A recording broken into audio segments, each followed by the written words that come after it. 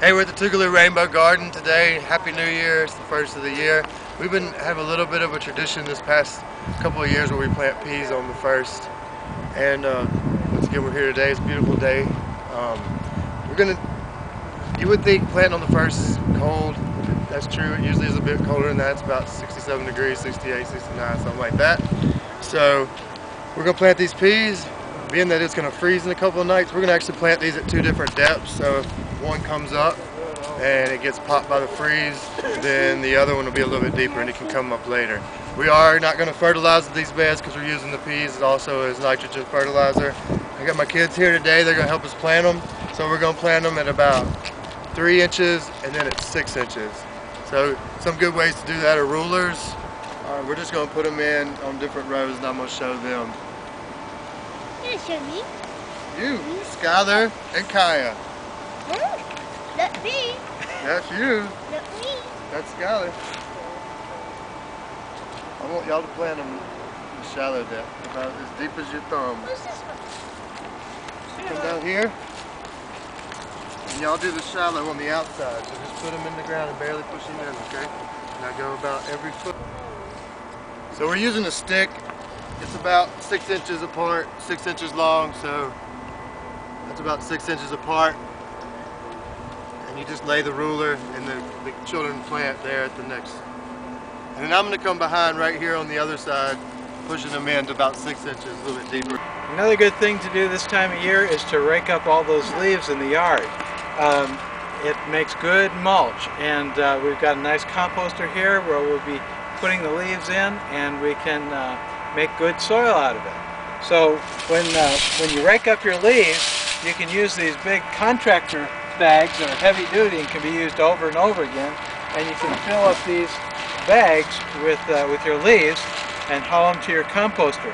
It can be a composter like this, it can be just a wired in area where you let the leaves sit and rot and turn them occasionally so they rot faster, but they'll turn into good soil. This is a composter that has a lever where you can turn the compost and mix it. So here's our compost turner, and look at her go. She's turning a huge amount of compost in there. There's leaves, there's straw, and as it gets mixed around, the heat gets distributed and the mulch gets hot and it decomposes faster and we get some good soil quicker. All right, way to go. Hey, we're still here on January 1st.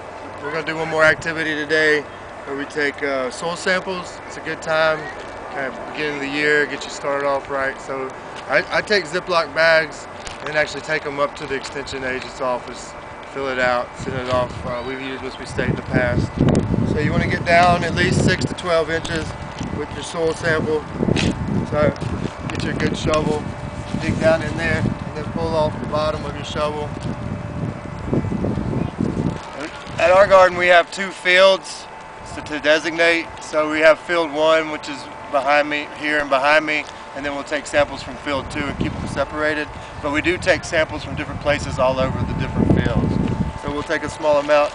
This is a large Ziploc bag, you don't really need one this big, but you really only just need about half the bag. And you want to mix it from different spaces. Now we'll walk over here and take about 2 to 3 more samples from different places in the garden, if you can see it back here. And we'll just walk around and do that same thing.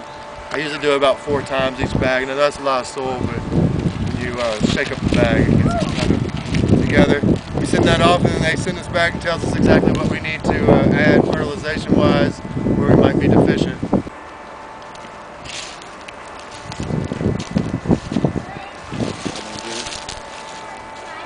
just put it back.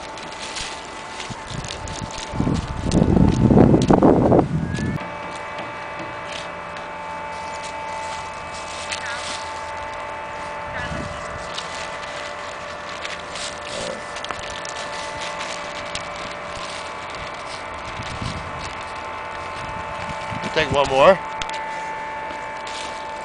And here's our 4th soil sample. 4 different spots in the garden. And you can either shake it up now or whenever you take it and send off your sample. I don't know if y'all can see this, but we used welded wire in domes this year because we have a big deer pest problem with the woods around us. But it's worked real well. But like deer do, they do adapt, and you can see they actually knocked it off. I pulled some of this back because we're going to harvest it. But it's worked real well. Something we tried this year. It is expensive, but if you have, some people have it just laying around sometimes.